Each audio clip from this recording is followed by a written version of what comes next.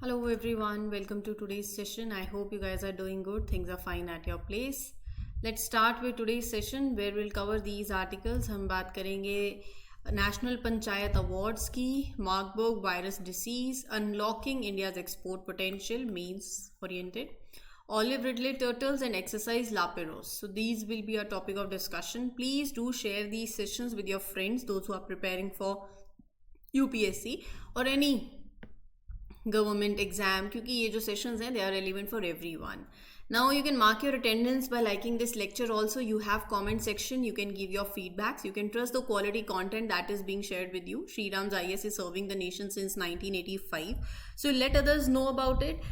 And yeah, let's start without taking any time. शुरू करते हैं. Shriram's IS, I have mentioned, we are serving the nation since 1985. तो ऐसे मतलब जब आप इतना लंबा सफ़र तय करते हैं, जब बच्चे विश्वास दिखाते हैं तभी होता है. बच्चे विश्वास तब दिखाते हैं जब रिजल्ट्स आते हैं, है ना. तो you can also trust the platform, you can join the community and do share. Prelims mastery course चल रहा है अभी for the one who are giving 2025 का अटेम्प्ट. तो आप वो रेफ़र कर सकते हो कोर्स को. आपको ये स्क्रीन पे नंबर दिख रहा होगा, इस पर कॉल कर देंगे ना तो यू विल गेट द, अगर किसी को डाउट है क्या है कोर्स में, तो you will get the complete information and then you can join also. ठीक है, चलिए पहली एक्सरसाइज पे आते हैं. मल्टीलेटरल नेवल एक्सरसाइज लापेरोस 2025 की बात करते हैं हम. इसमें मल्टीपल नेशंस इन्वॉल्व रहेंगे. That is currently happening in a strategically important area जहाँ पर Indian ocean and Pacific ocean मिलते हैं, राइट. सो दैट एरिया पे ये एक्सरसाइज हो रही है and it is hosted by France. तो ये एक मल्टीलेटरल नेवल एक्सरसाइज है. तो आपको तो ये बताना चाहिए कि क्या आई एम सॉरी, क्या इंडिया भी इसमें इंक्लूडेड है. येस, इस 2025 एडिशन के अंदर आप देखिए इंडिया भी इंक्लूडेड है एंड रेस्ट अदर कंट्रीज, जो आप याद में रख सकते हैं. ये एक्सरसाइज में जो चौक पॉइंट्स हैं वो कौन कौन से हैं, that there it will be conducted Malacca, Sunda and Lombok straits. They are the key choke points. France इस एक्सरसाइज को लीड कर रहा है और ये बेसिकली मैरीटाइम सिक्योरिटी को स्ट्रेंथन करने के लिए है, इंटरऑपरेबिलिटी को एनहांस करने के लिए है and develop the situational awareness among the participating navies. That is why this exercise is conducted. तो इसका एम क्या है, इलीगल ट्रैफिकिंग को इशू करना, एनवायरमेंटल हैजार्ड्स जैसे एड्रेसेस इश्यूज को एड्रेस करना, मैरीटाइम क्राइसिस होते हैं तो इन सब चीज़ों में मैरीटाइम सेफ्टी लेकर आना, train in maritime surveillance, air operations and maritime introduction, use advance systems like IURIS for synchronized crisis management, promote a stable and secure Indo-Pacific aligned with India सागर. तो क्या है, मैं आपको ये जो ऐसे लगेगा लाइंस रीड कर दी, लाइंस ही रीड करी हैं, एक एक करके समझो.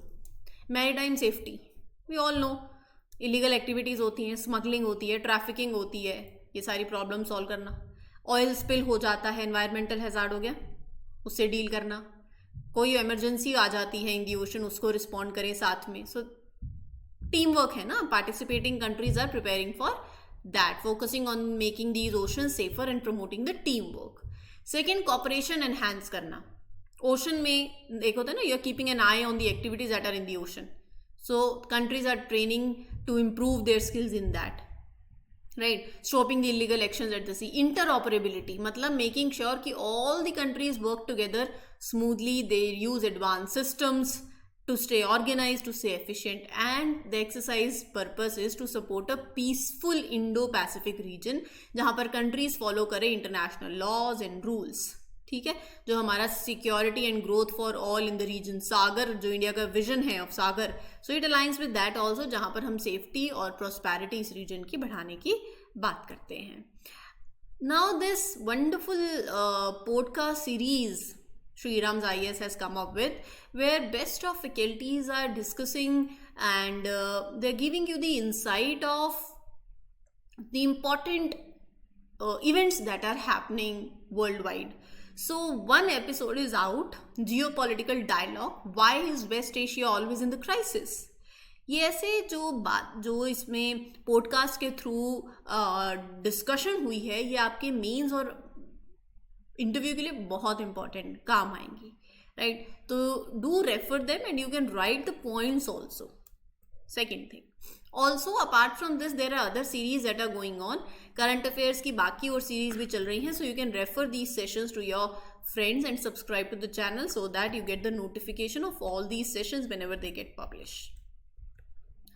Over the past 2 weeks, numerous dead olive ridley turtles have washed ashore in Tamil Nadu, particularly in Chennai. तो वो यही बोल रहे हैं कि लास्ट 2 वीक्स में बहुत से ऑलिव रिडले टर्टल्स हैं, they have been found dead on the beaches of Tamil Nadu.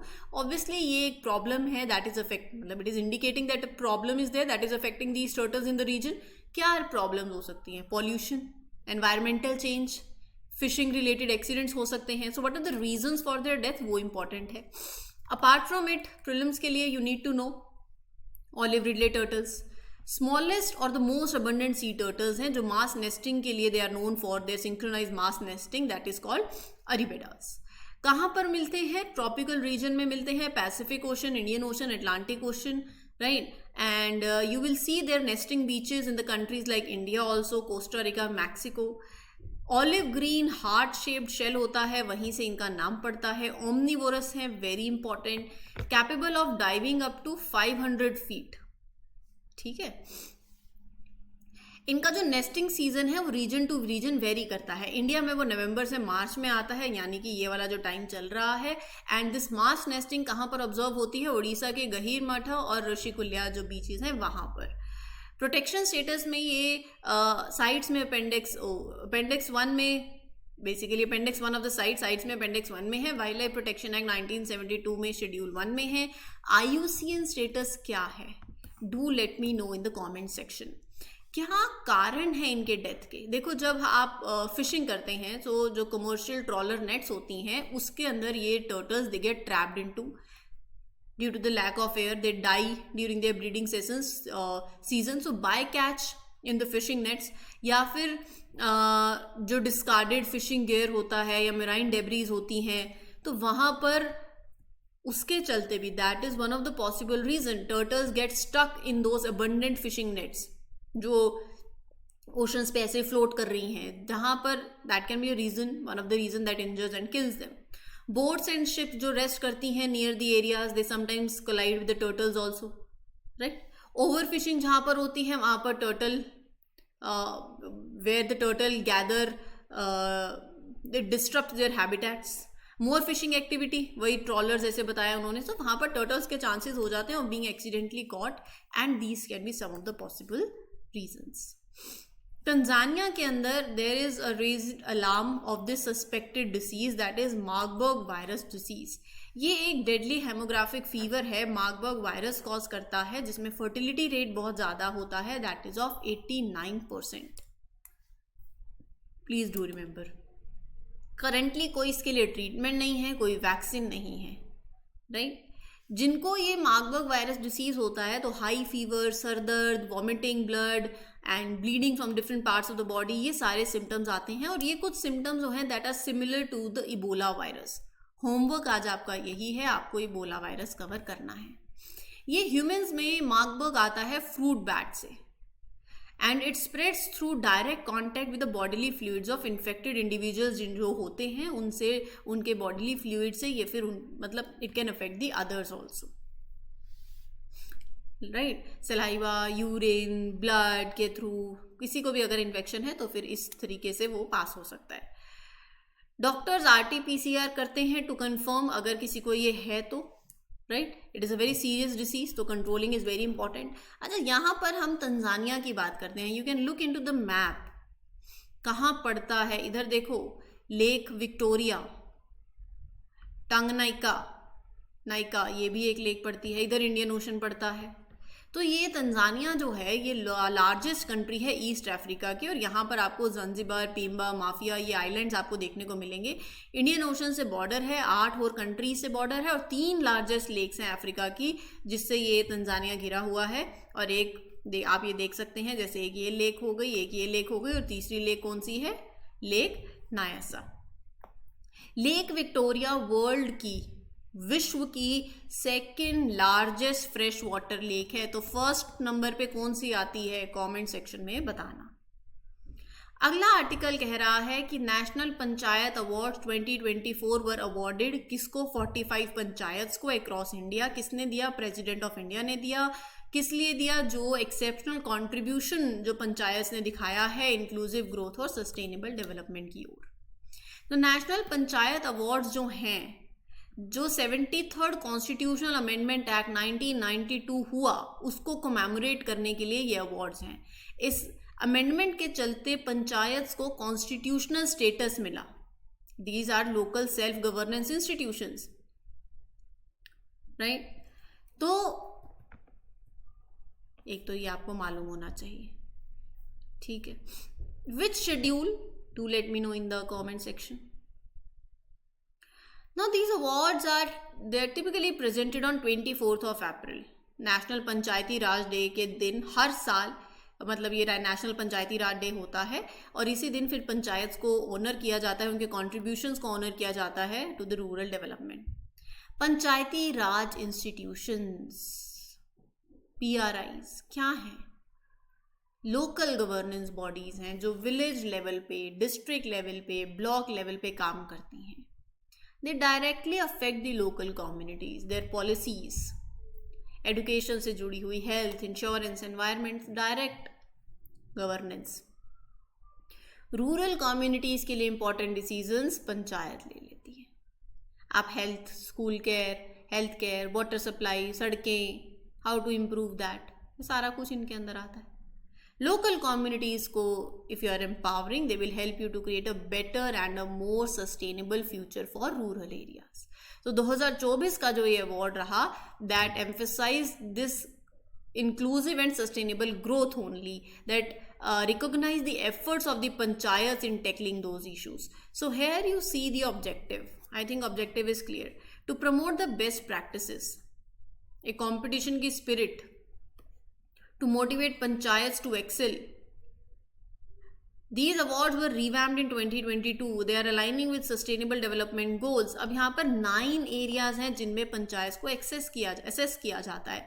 वहाँ का सोशल वेलफेयर, वाटर की quality, waste management, employment opportunity, community participation है नहीं है, हेल्थ केयर एक्सेस कितना मिलता है लोगों को, एजुकेशन इनिशिएटिव्स क्या चल रहे हैं, एनर्जी सॉल्यूशंस और ट्रांसपोर्ट सिस्टम कैसा चल रहा है, एम्पावरमेंट प्रोग्राम्स, इक्वालिटी इनिशिएटिव्स हैं नहीं चल रहे हैं, अच्छा इम्प्लीमेंटेशन हो रहा है नहीं हो रहा है, ये सब कुछ 9 एरियाज पे असेस किया जाता है, राइट। सो सोशियो इकोनॉमिक डेवलपमेंट में जिन पंचायत ने पाइवटल रोल प्ले किया हो उसको हाईलाइट किया जाता है और ग्रास रूट गवर्नेंस देखी जाती है, ठीक है।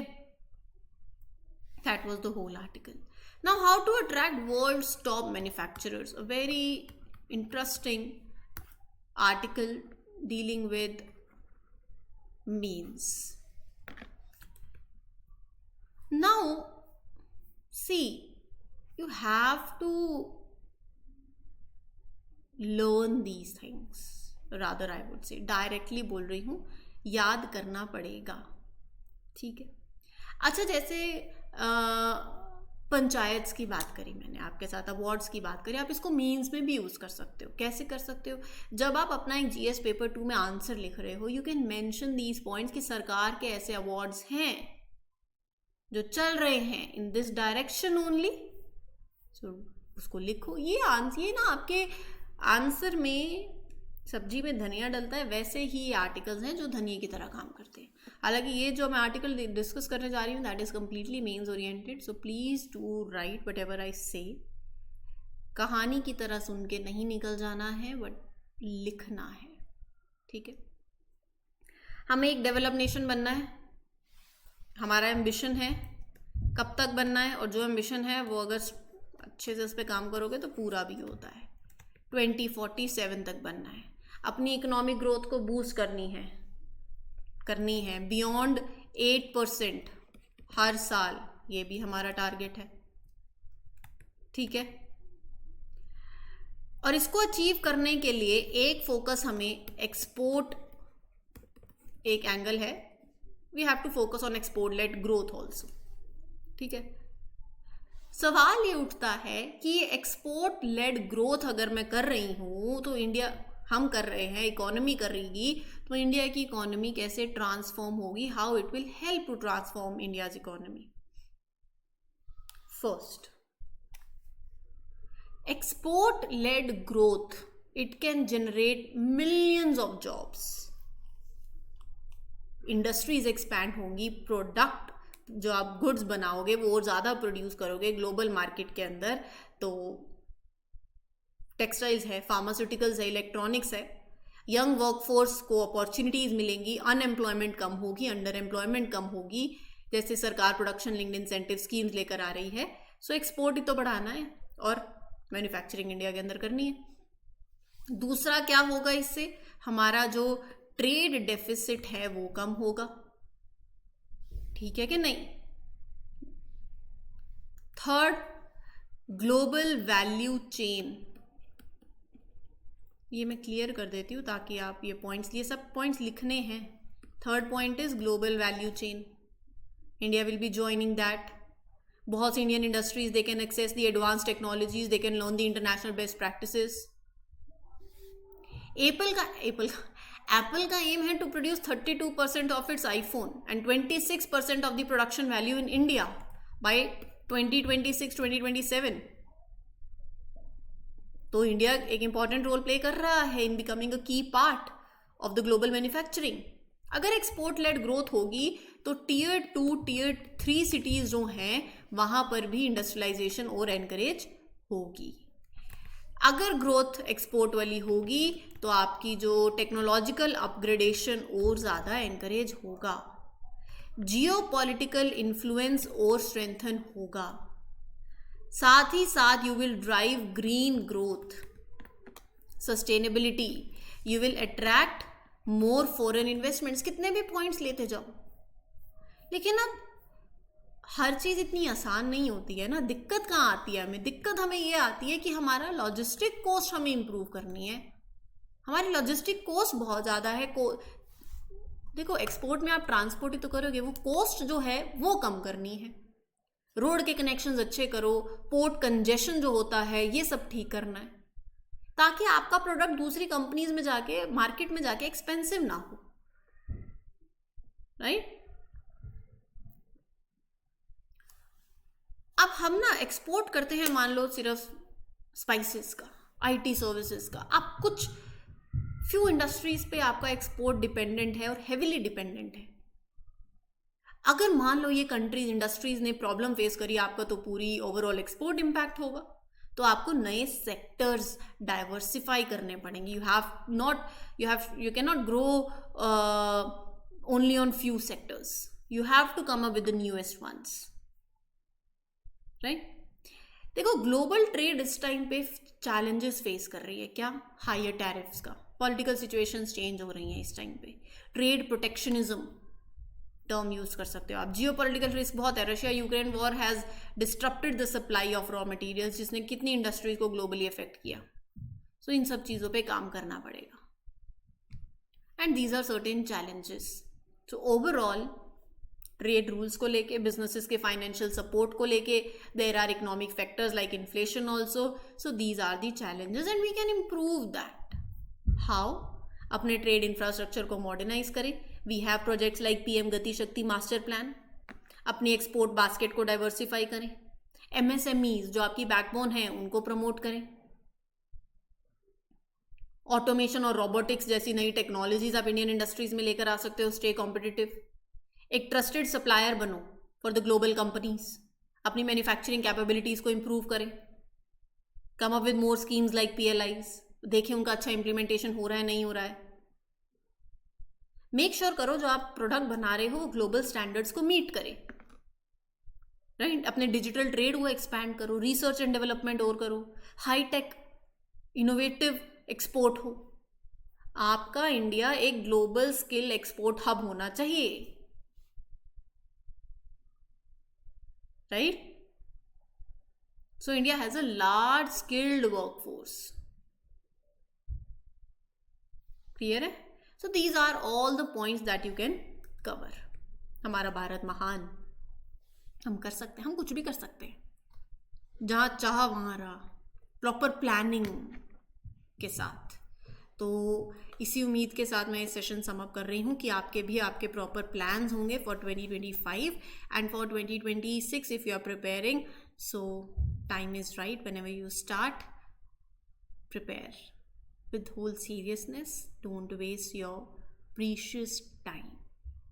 This was whole for today. We'll meet you in the next one. If you have any doubt, you can ask me in the comment section. And for more such videos, do subscribe to the channel. Thank you for giving your valuable time. This is your mentor Arzu Kakkad signing off. Happy learning. All the best. Thank you.